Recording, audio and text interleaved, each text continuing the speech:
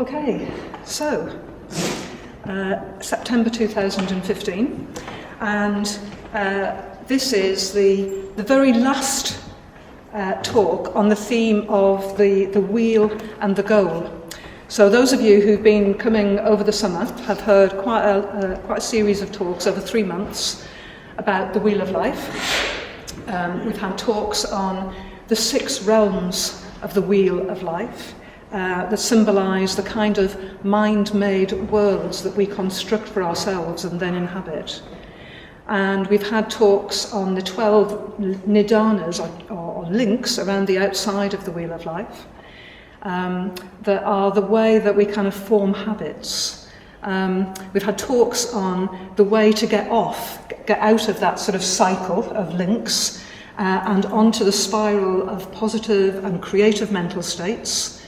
And then in the last 3 weeks, we've been concentrating on, well, the goal of the spiritual life, where you get to if you climb that spiral, if you get onto that spiral and keep going. And so 3 weeks ago, which is the last time I was here, because I've been away for a couple of weeks, 3 weeks ago we had a talk from Maitreya Bandhu, who was visiting from the London Buddhist Centre. And he was talking to us about connecting with the Buddha as a symbol of the goal of the spiritual life. And then I know that when I was away, Satyajoti gave a talk on the Jinas, the Buddhas of the mandala, and the different sorts of qualities that they represent, the different ways in which they symbolise the goal of the spiritual life.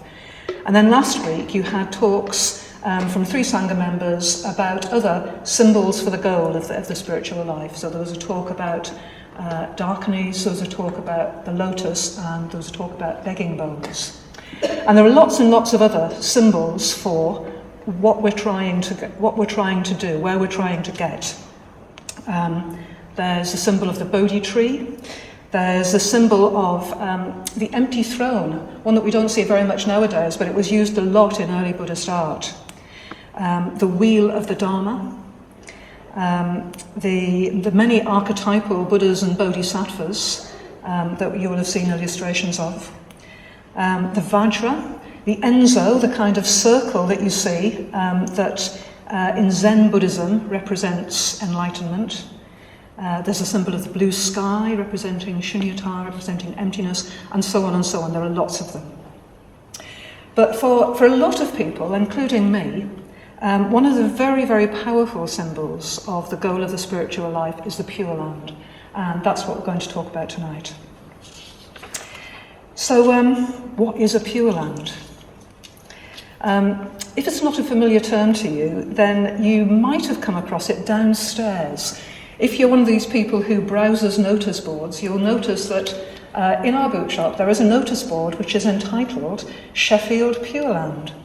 And if you've looked at that notice board, you've probably seen, and I haven't checked up on it today, but you've probably seen adverts for Sangha members who've got a room to let in their house, adverts by Sangha members who want to share a house, and I think just recently we've had a sheet go up of information about the new house that is being purchased as a home for the enlarged women's community that is associated with our Sangha. Okay, so that notice board, the Sheffield Pure Land notice board, was the brainchild of a group of people who met, I think it was 2 or 3 years ago now, on a day that we called Living with Buddhists. And what they did on that day was it was a day that had kind of, it bubbled up. It was one of those things that people wanted to do. They wanted to get together and talk about living with other Buddhists as a way of, well, just supporting each other's practice. And they discussed all sorts of different ways of living with other Buddhists, not just in formal communities, but by sharing houses, by sharing facilities that everyone needs, like cars and washing machines and things, and other ways of just sharing lives in general. And these things take time, but actually there have been results from that day.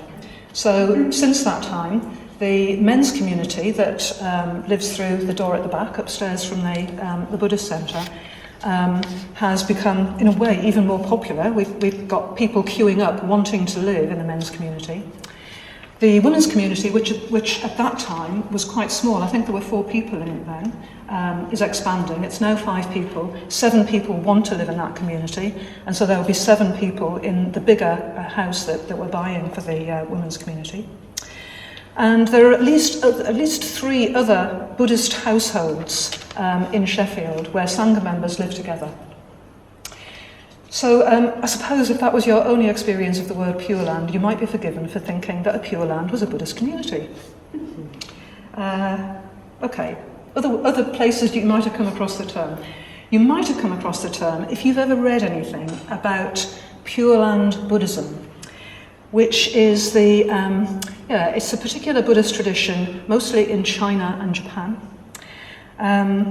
And if you'd looked at anything written about that tradition, you might be forgiven for thinking that a Pure Land was a kind of Buddhist heaven. And it's certainly where Buddhist Pure Land practitioners aspire to be reborn.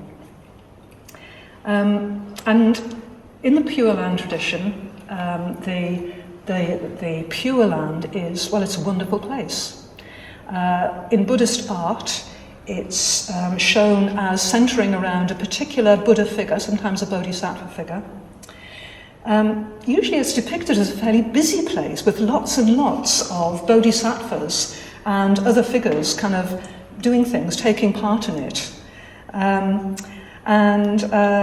They all sort of surround the central figure, who's the main man.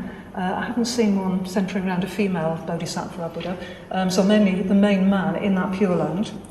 And sometimes in the bottom corner, separate but looking up at, very conscious of, the Buddha and all the bodhisattvas in this Buddha land is an ordinary person. And that ordinary person is the Pure Land practitioner who is aspiring to be reborn in a Pure Land. Okay, so, and just as a taste of Pure Land Buddhism, I'm going to read a description of the Pure Land of the Buddha Amitabha from one of the Pure Land Sutras, the Sukhavati Vyuha Sutta. Okay, so description of the Pure Land. Very much shortened. It's very, very, very long in the sutra. But here are some highlights. O Ananda, the world called Sukhavati, belonging to the Bhagavat Amitabha, is prosperous, rich, good to live in, fertile, lovely, and filled with many gods and men. Then, Ananda, in that world there are neither hells, nor the animal realm, nor the realm of departed spirits, nor bodies of fighting spirits, nor untimely births. There do not appear in this world such gems. There do not appear in this world such gems as are known in the world Sukhavati. Now, Ananda, that world Sukhavati is fragrant with sweet-smelling scents, rich in manifold flowers and fruits, adorned with gem trees, and frequented by flocks of sweet-voiced birds. And, Ananda, the roots, trunks, branches, twigs, leaves, flowers, and fruits of all those trees are pleasant to touch and fragrant. And when those trees are moved by the wind, a sweet and delightful sound proceeds from them, never tiring and never disagreeable to hear. So you get the idea. It goes on, pages and pages of this sort of thing. So I'm going to cut straight to the quick, because a Pure Land, crucially, as well as being absolutely heavenly in most respects, is a place where you can hear and practice the Dharma very, very easily.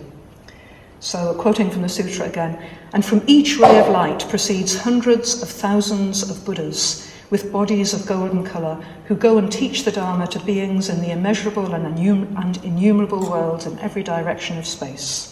They teach the Dharma to beings in the whole world. So this is the key to it, really. The thing about a Pure Land is that it's a place where it's easy to hear the Dharma, it's easy and pleasurable to practice the Dharma. It's the ideal environment for anybody who has an aspiration towards enlightenment. Okay, so you might not have come across Pure Land Buddhism. more likely, if you've been coming here for very long, you will have heard about or read about Mahayana Buddhism, of which the Pure Land tradition is just one strand.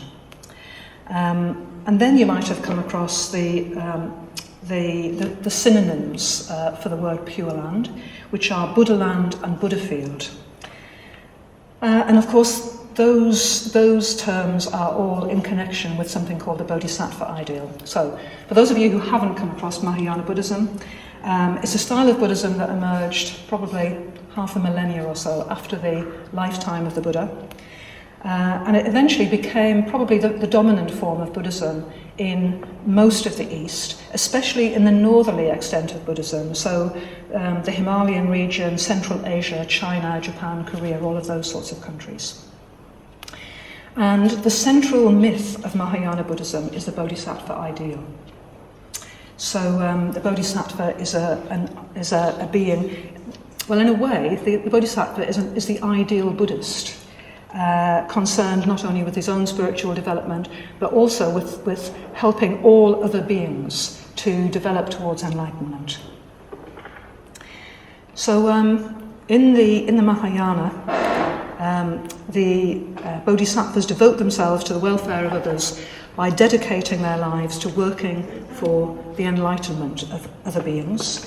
And the way that they do that is to create the very best conditions possible for other beings to practice. So they do it by creating a Pure Land, or a Buddha Land, or a Buddhafield. They're all the same thing, really. And Mahayana Sutras are full of descriptions of Pure Lands and instructions on how to create them. So there's quite a lot written about this. And a typical example of that is in the Vimalakirti Nidesha, a very famous Mahayana Sutra, where chapter 1 is entitled Purification of the Buddhafield, and where the Buddha gets asked outright how a bodhisattva goes about purifying a Buddhafield. And the Buddha's answer, the Buddha's instructions on purifying a Buddhafield are very interesting. They're very long, but I'm going to précis. And they're very interesting for several reasons. The first reason is that the Buddha says, well, remember that a Buddhafield is just as empty as everything else. It's a symbol. Don't take it too literally.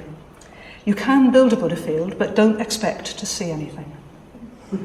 Okay, so it's an enigmatic beginning to his reply. Second thing he says is, well, a Buddhafield is all about living beings. It's about developing living beings. It's about what living beings need. It's not about what individual bodhisattvas would like to do in their Buddha land. Bodhisattvas are only creating a Buddha land to the extent that they're working to fulfill the needs of living beings. And then the third thing he says is, well, what beings really need is the Dharma. And he then gives a very, very, very long list of all the qualities that bodhisattvas need to develop in their Pure Lands, or their Buddha fields. And it includes many of the lists that some of us are familiar with, and quite a few that aren't. I've got a copy here of the Vimalakirti Nidesha, which is translated here as the Holy Teaching of Vimalakirti. One of the things that the Buddha says in his list of what the qualities that are needed in a Buddha field are, he says, a bodhisattva's Buddha field consists of his personal observance of the basic precepts and his restraint in blaming others for their transgressions. When he attains enlightenment, even the word crime will never be mentioned in his Buddha field. Okay, so that's one of the lists that you have come across. Most of you who have attended an introductory course will have come across the 5 basic precepts that are basic precepts of Buddhism. And those of us who have become mitras have committed ourselves to trying to live our lives, to train ourselves in observing the 5 precepts. Other things that are mentioned in the list are the particular training, the particular lists that are training as the special training for bodhisattvas. And I'm not going to go into these in any great detail, but I'm going to put them up here just to remind you of them. So, two of the lists that are mentioned are the Bodhisattva paramitas, sometimes translated as perfections, but they're the practices that a Bodhisattva, the training practices, if you like, for a Bodhisattva. And they're generosity, morality, patient forbearance, energy for the good, meditation and wisdom, all things that a Bodhisattva will be encouraging in his Pure Land. And then another list is the Samgrahavastus, another one that people who've been coming to Sangha for a while might have heard before. The Samgrahavastus are the kind of, they're sometimes translated as the means of gathering a community, of gathering a Sangha. And the things that a Bodhisattva will do to gather a Sangha are to encourage the practice of generosity again, of kindly speech, of beneficial activity, and of exemplification. So, just two of the lists of the things that a Bodhisattva will be encouraging in his Pure Land or Buddha Land.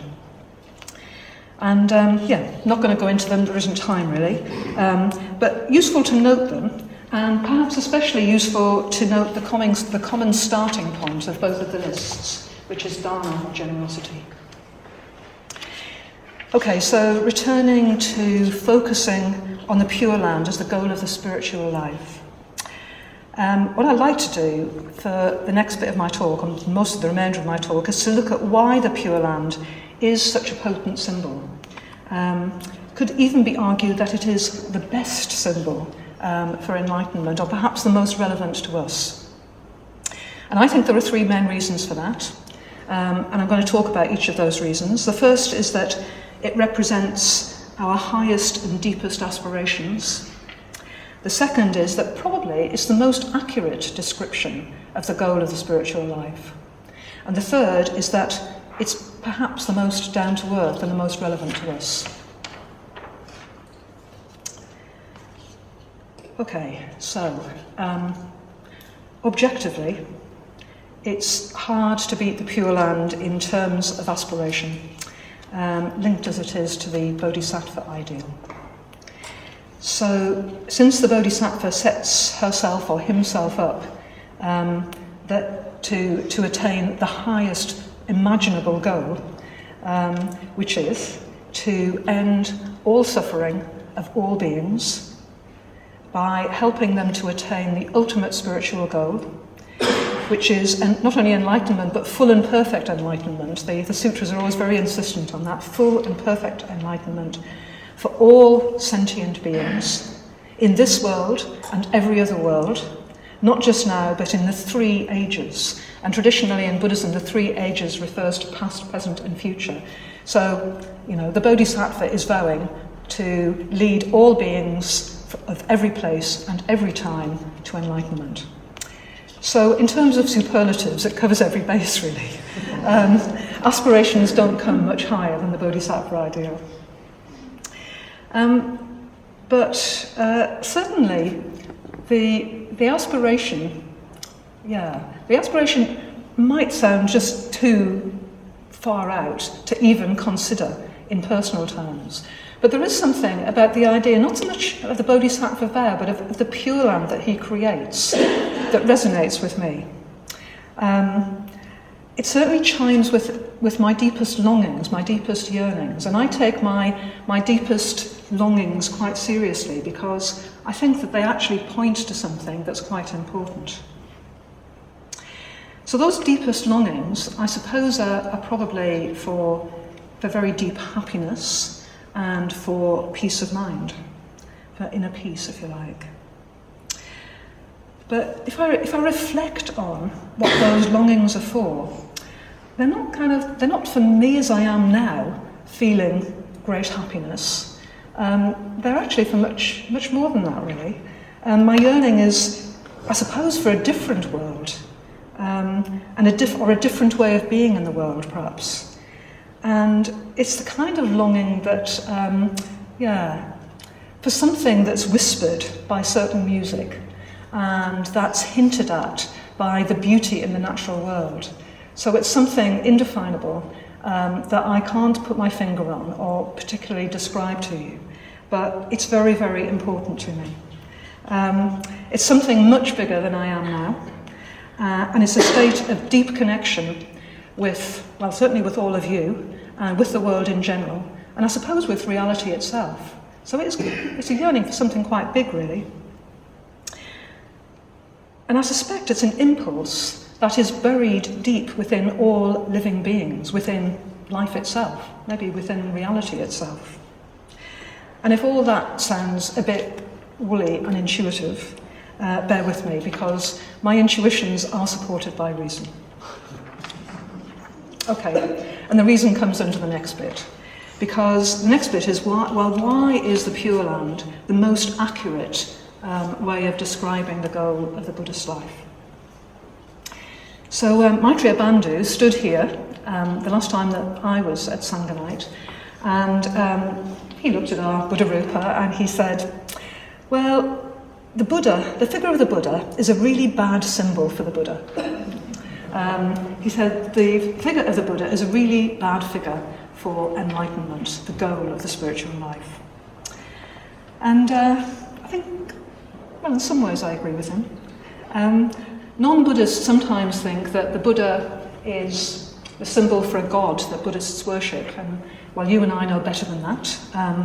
But to the extent that we do worship the figure of the Buddha, then what we're worshipping is our highest aspirations. So, in a way, there's a kind of resonance that goes on when we look at a figure of the Buddha, and we're projecting on the figure of the Buddha something that is about our aspirations. And I think the Buddha figure can give us a sense of what we're aiming at. A good figure of the Buddha will hint at inner calm and strength and compassion and wisdom, perhaps confidence, perhaps generosity. And I expect that we do all want to develop some of those qualities. But if I focus on how I want to be, on my inner calm and my strength and my confidence, my compassion, I can end up getting a bit obsessed with myself, my mental states, and my level of attainment. You know, have I got there yet? You know, how am I doing on the compassion stake? That sort of thing. So the Pure Land is a more accurate symbol for enlightenment than the Buddha, because the Pure Land isn't about us. Well, it kind of is about us, but us as a tiny part of something that is much, much bigger. So it's a much better symbol for a goal that involves transcending ourselves and transcending our own self-view.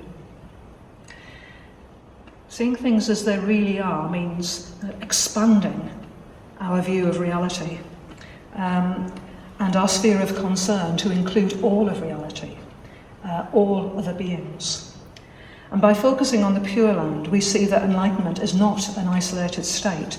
It's a state of deep communication with others, of sharing with others, of harmony with other people, other beings. It's also more accurate because it reflects the fact that the outer world that we experience when we kind of look out at the world is a mirror of our inner states of mind. So an enlightened being can live in a kind of paradise because their states of mind are positive, whatever the circumstances. So, any of you who are enlightened will know this. An enlightened being can live in Sheffield in the 21st century and experience it as a Pure Land. In the Vimalakirti Nadesha, this wonderful Mahayana Sutra, there's a conversation in which Sariputra, who tends to be the fall guy of the Mahayana, the one who is made to look a fool again and again, admits to seeing the world as full of ordure, full of shit. Whereas, it seems, the Buddha and the enlightened beings that he's with see it as a Pure Land, filled with jewels like the abodes of the gods. They're in the same place, they see it very differently. So the Pure Land myth, in a way, rests on the same principle as the Wheel of Life and the realms of the Wheel of Life. Just as our minds create the realms in which we live, the hell realm or the hungry ghost realm, So the purified mind of an enlightened being creates a pure realm in which to dwell themselves. And of course, that pure realm will spread out to other people in their vicinity. And that's the final reason, really, why I think the Pure Land is a more accurate description of the goal of the spiritual life, because it emphasises that our inner state, the way we are, has a profound effect on the people around us. And we all know that, don't we? Because we know that when people close to us are in a bad mood, that's likely to make us grumpy. And when people around us are really happy when they're celebrating, that's likely to put us in a good mood too. And you can see that taken to extreme, being with someone who is enlightened, or who is near to enlightenment, and who we're attuned to, so we're kind of, we're in communication with them, that's going to have a good effect on the mental states of the people around us, the people around them. Could almost literally create a paradise for the people that they're with. Okay, third reason why the Pure Land is such a good symbol for the goal of the spiritual life. And that is that it's really quite a down-to-earth symbol. It's down to earth because it's particularly relevant to our situation. It's something that we can work towards here and now, really. Practicing building a Pure Land means being with people who have a common aspiration, the same aspiration as us. And, here we all are. We're all practicing Buddhists. We all, to some degree, have an aspiration to develop ourselves in a particular direction, to develop ourselves to make the world a better place. The Pure Land is something that we can work towards as a Sangha, as a group of people. And there are wonderful illustrations of building a Buddha land, of creating a Pure Land, surprisingly in the Pali Canon, which is the oldest of the Buddhist scriptures, and the ones that are relied upon by pre-Mahayana Buddhists. So one example from the Pali Canon are in a collection of books called the Jataka Tales. And the Jataka books, they read like folk tales. They're really good reading for children, by the way. If you want good stories to read to children, Jataka Tales have got some really great ones. And they're based on the fact that the Buddha apparently remembered quite a lot of his previous existences after he became enlightened. And he did talk about them occasionally. And when he talked about them, he would tell a story of something that had happened to him in a previous life. And at the end of the story, he would identify characters in that story with the people who were around him at that time, his friends and his disciples. He would say, and that was Ananda in a previous life, and that was Moggallana in a previous life, and so on. Now, the scholars who look at Jataka Tales will often say, well, the Jataka Tales, they're really just based on Indian folklore. And they do read like folklore, they read like folk stories. But in a way, the origins don't matter, because it's what the Jataka Tales are getting at that is important in a symbolic sense, in a mythical sense. And what they illustrate is the story of the successive rebirths of a group of people who are reborn again and again in close proximity, and who are living their lives together again and again, working through all sorts of ups and downs and setbacks towards the lifetime in which Gautama breaks through to enlightenment and then helps his friends to move towards enlightenment themselves and to make the same breakthrough.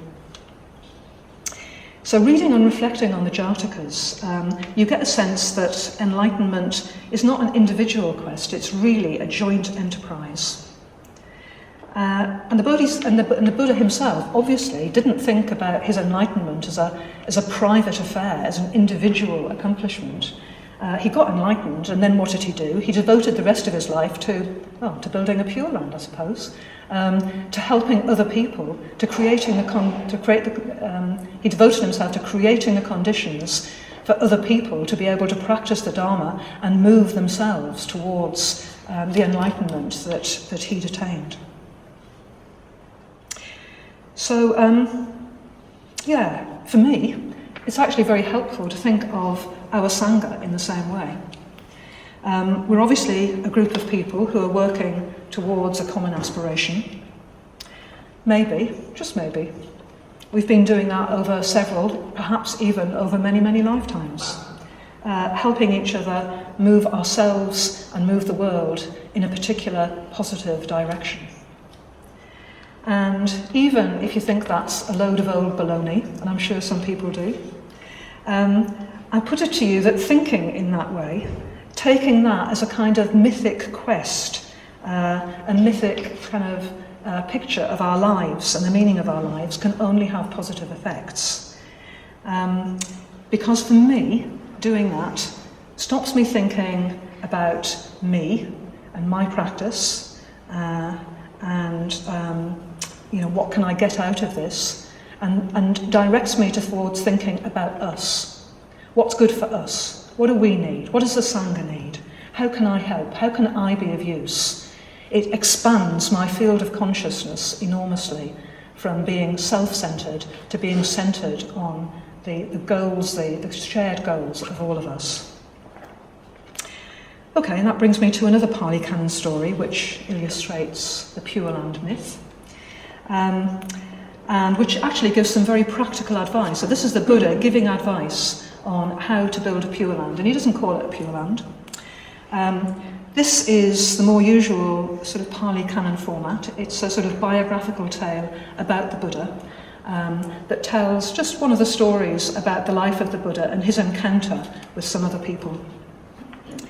It rejoices in the name, it's a lovely name this, the Kulaga Singha Sutta, but it's popularly remembered as the story of the Anuruddhas, after the name of one of the people in this group who is visited by the Buddha and who is named in the sutta.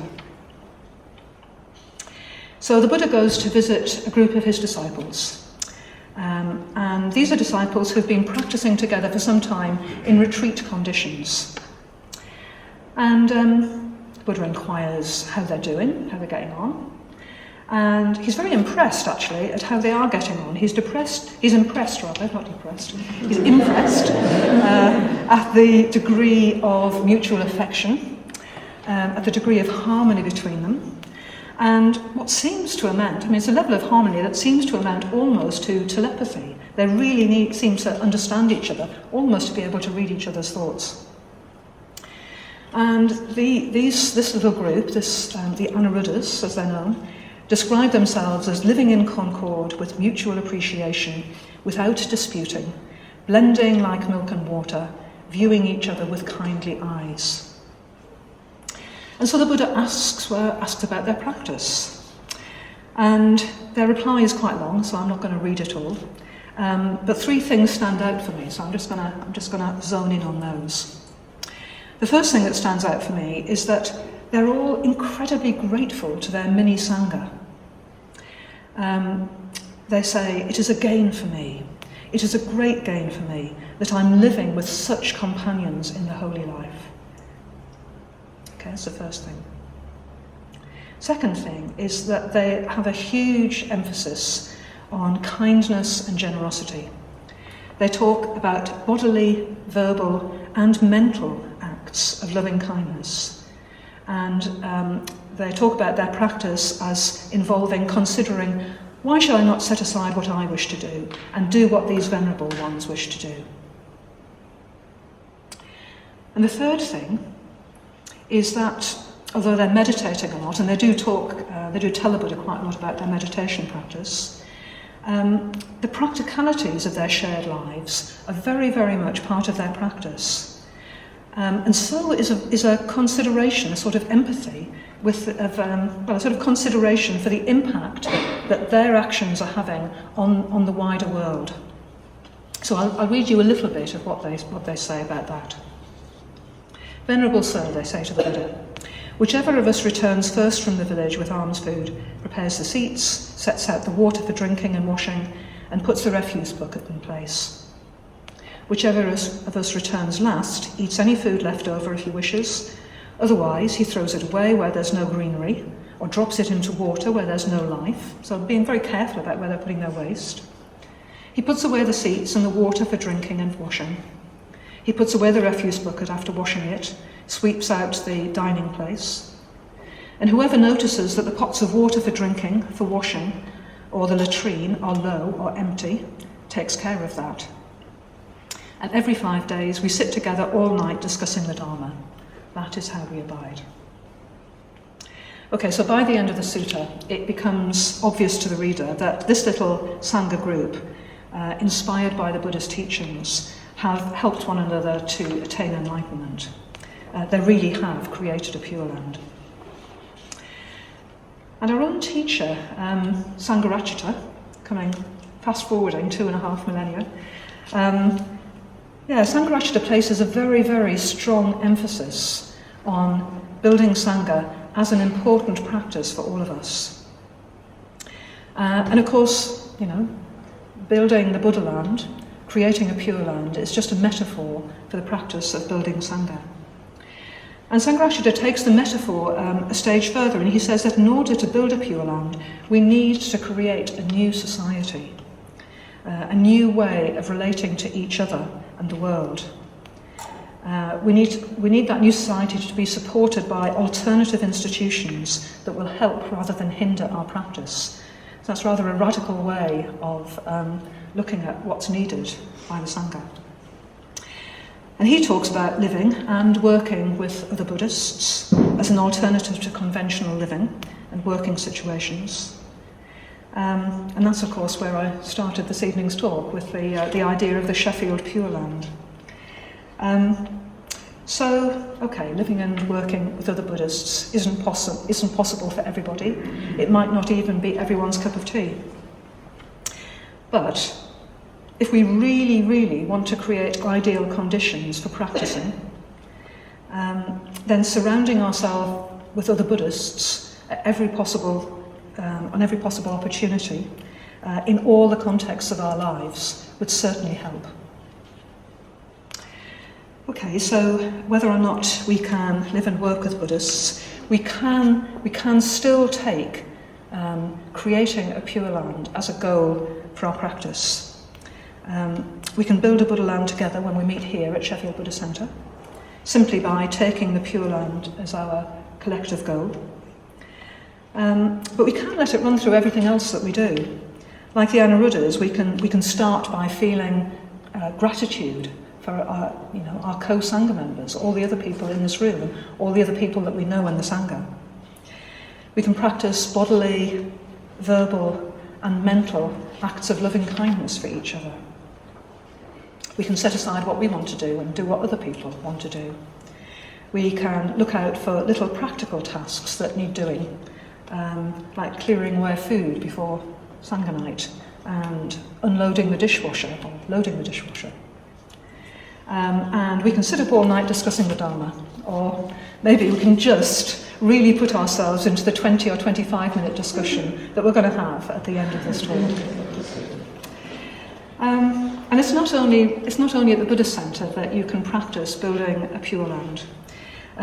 In a way, you can practice whoever you're with and wherever you are, by just recalling our collective aspiration of creating a Pure Land here and then spreading its positive effects out into Sheffield and as far beyond as we possibly can.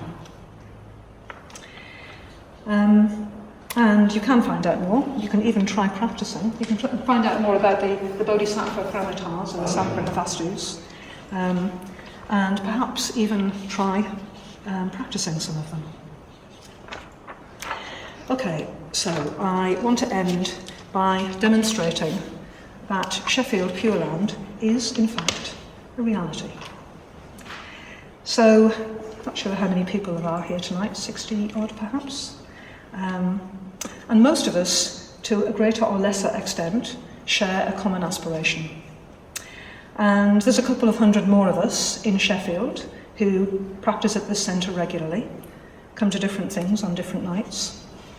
Worldwide, there are tens of thousands, actually, probably with India, hundreds of thousands now, Triratna Buddhists who also share our aspirations.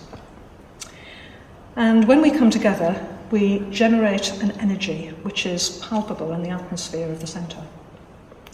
Particularly noticeable when we're practicing together, when we're delving into the Dharma in a discussion group, when we're carried along by the meditative energy that is generated when we're meditating together, when we feel that tangible kind of inspiration and a sense of peace, really, at the end of a particularly good puja.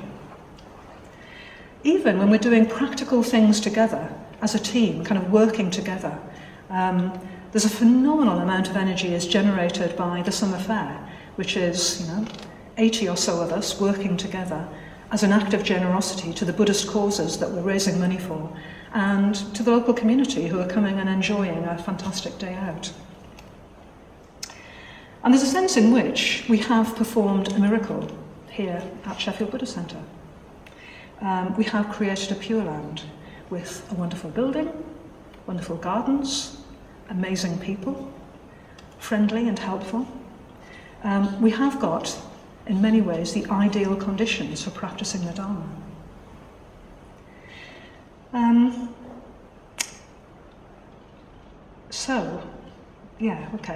These things, this Pure Land, didn't just materialise from thin air.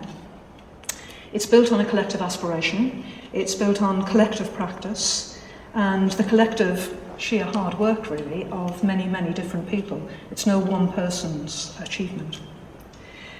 You could say it's the fruits of our shared aspiration to create a Pure Land, and our shared effort to cultivate bodhisattva practices. And perhaps, most especially, the first of the bodhisattva practices, generosity. And that generosity is very substantial. Our Dharma economy, our generosity economy, isn't just words. It's pretty miraculous in worldly terms. To start with, many of us work here at the centre for nothing, just to help the centre run and to teach people. So people like Dairakshita and Susan and Rachel volunteer in the office for nothing. People like Sudachandaka, who's here somewhere, looks after our shrines. Gaurava runs meditation practice sessions. Dayapurna acts as our mitra convener. Karen and Mokshadara look after our library. And of course there are many, many more people who are participating in generating this Pure Land. Mitra group leaders, gardeners, those of you who come along and support newcomers courses, those of you who are on the Sangha Night team, and there are probably loads more people that I just have forgotten to mention. It really is a joint enterprise involving lots and lots and lots of people. And in addition, 160 of you at the moment contribute money. So about £4,500 each month comes into the Buddhist Centre's account from Sangha members, from you people. That generates about £54,000 a year to pay the living expenses of the people who run the centre. We claim gift aid on that, and that bumps it up to 60-something thousand pounds. And that pays living expenses, it pays rent, it pays for food, it pays for retreats, and a little bit of pocket money for the people who run the centre. Those people, as an act of generosity, give up their earning potential to live a very simple life and to dedicate themselves to, creating a Pure Land. And those people are the new centre team of Maitridasa, Bodhi Naga and Satyajoti, who are not here tonight, Mokshatara, who is somewhere,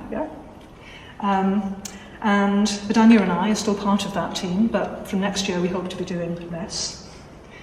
It also supports 3 mitras, Kate, Dave and Tanzel, who, as part of their training for ordination, help the centre team to look after the centre, prepare for classes, run our income earning activities like educational visits and Tai Chi and yoga, which in turn pay for the premises costs of the centre. and you support that wonderful team with your donations. So I just want to take tonight's opportunity of talking about Pure Land to say a very, very, very big thank you to all of you who make that possible. To everybody who contributes in any way at all.